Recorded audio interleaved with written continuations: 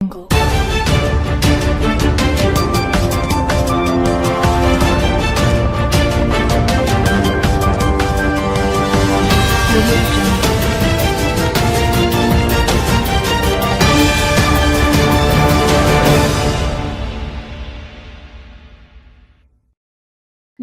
बिहार के सीएम नीतीश कुमार के बारे में उनके विरोधी कई तरह की बातें करते रहते हैं।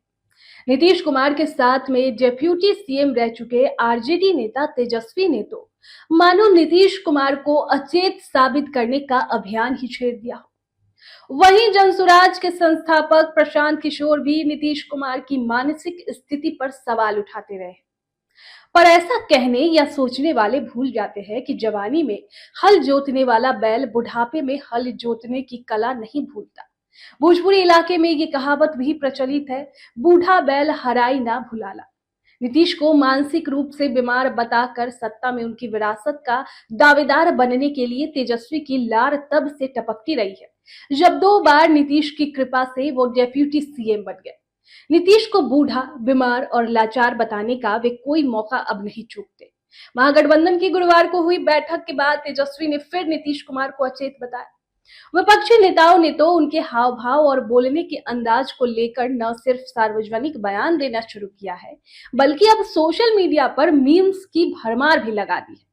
इसमें आरजेडी के आईटी सेल के लोग आगे हैं। आरजेडी के एमएलसी सुनील कुमार सिंह तो नीतीश की तस्वीरों को लेकर गिबली आर्ट्स से बने स्केच सोशल मीडिया पर डालते रहे हैं। खासकर वक्फ बोर्ड संशोधन बिल के पास हो जाने के बाद नीतीश पर विपक्ष के हमले तेज हो गए हैं। वक्फ बिल पर जेडीयू के समर्थन से नीतीश को मुस्लिम विरोधी साबित करने का विपक्ष को अचूक मौका मिल गया है। उन्होंने गिबली आर्ट्स का एक स्केच डालते हुए लिखा कि जितना बड़े शुभचिंतक ये मेरे हैं, उससे भी बड़ा शुभचिंतक मैं भी इनका हूं। लेकिन गौरतलब हो कि वक्फ बिल संशोधक विधेयक पर इनकी डूबती हुई पार्टी का असली चेहरा उजागर हो गया है और इन्होंने बता दिया है कि मेरे पेट में ही नहीं बल्कि मेरे पीठ पर भी दांत है। मानसिक रूप से बीमार चल रहे इस बेचारे व्यक्ति, उन्होंने नीतीश का नाम तो नहीं लिखा, लेकिन तस्वीर से स्पष्ट है कि वे नीतीश कुमार के बारे में ही कह रहे हैं। सुनील कुमार सिंह वही एमएलसी है दोस्तों, जिन्होंने नीतीश पर आपत्तिजनक टिप्पणी का दोषी माना गया था। उनका विधान परिषद की सदस्यता भी रद्द हो गई थी। सुप्रीम कोर्ट के आदेश से दोबारा वो बहाल हुए। पर क्या सच में ऐसा है जैसा नीतीश के बारे में विपक्ष बता रहे हैं? दोस्तों, वक्फ के मुद्दे पर नीतीश नहीं बोल रहे हैं। इससे जाहिर है कि विपक्ष का साहस बढ़ा होगा। जेडीयू के कुछ छोटे नेताओं ने शायद इसी वजह से नीतीश को गुनहगार मान लिया है और आनन फानन इस्तीफा सौंप दिए। अब नीतीश के लिए आवश्यक हो गया था कि वे कुछ करें। जेडीयू के कुछ बड़े मुस्लिम नेताओं को उन्होंने मैदान में उतार दिया। मुस्लिम कम्युनिटी के जो जेडीयू नेता वक्फ संशोधन को लेकर आसमान सिर पर उठाए हुए थे, उन्होंने इन लोगों ने जवाब दे दिया। उन्होंने साफ कह दिया कि जेडीयू ने क्यों बिल का समर्थन किया।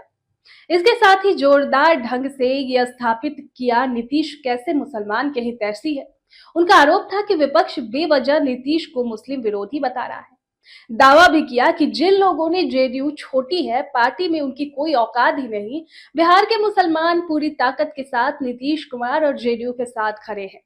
उन्होंने सफाई भी दी कि जेडीयू ने बिल का समर्थन क्यों किया। राष्ट्रीय स्तर के इस महत्वपूर्ण मुद्दे के समर्थन या विरोध में नीतीश की चुप्पी को लेकर भ्रम की स्थिति पैदा हो गई थी। वैसे संवेदनशील मुद्दों पर जल्दी न बोलने की उनकी आदत भी रही है। जहरीली शराब से मौत हो या मिड डे मील से स्कूली बच्चों की मौत का मामला, वे तब तक चुप रहे जब तक जांच का परिणाम सामने नहीं आया। हाँ, वे एक्शन से पीछे नहीं हटे। गोपालगंज जहरीली शराब आपको याद होगा, उस मामले में और सारण मिड डे मील मामले में सजा भी हो चुकी है। खैर, बड़ी चालाकी से नीतीश ने वक्फ मुद्दे पर सहयोगी भाजपा से संबंधों को भी बनाए रखा और अपनी सारी आपत्तियां भी मनवा ली।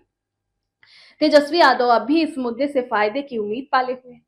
उन्होंने आह्वान किया है कि सरकार बनाकर इस कानून को कूड़ेदान में फेंक देना है। ऐसे पहले आरजेडी ने किया है, उसकी याद भी दिलाते हैं। कहते हैं कि एनआरसी और सीएए के मुद्दे पर भी राजद ने विधानसभा में प्रस्ताव लाकर विरोध दर्ज कराया था।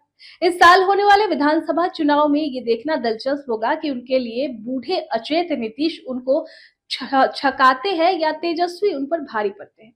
ये संशय इसलिए भी है क्योंकि सर्वे में बिहार के 36% लोगों ने तेजस्वी को अपना सीएम पसंद बताया है, जबकि 15% ही नीतीश को सीएम की पसंद मानते हैं। खैर, ये तो आने वाला वक्त ही पता चलेगा कि कौन बिहार का सीएम होता है। उससे पहले इस पर आपकी क्या राय है, कमेंट बॉक्स में हमें जरूर बताएं। सूर्या हॉस्टल एक बार अपने बच्चे को जरूर भेजें। सीमांचल का सर्वश्रेष्ठ हॉस्टल 4ठी कक्षा से 10वीं तक कोचिंग एवं ट्यूशन निःशुल्क, बेहतरीन और हर सुविधा से लबरेज। हमारा पता है दलन कटिहार। संपर्क करें 7903464641 पर। हमारा वीडियो अगर आपको अच्छा लगा हो तो आप हमारे वीडियो को लाइक करें, शेयर करें और हमारे चैनल को सब्सक्राइब जरूर करें।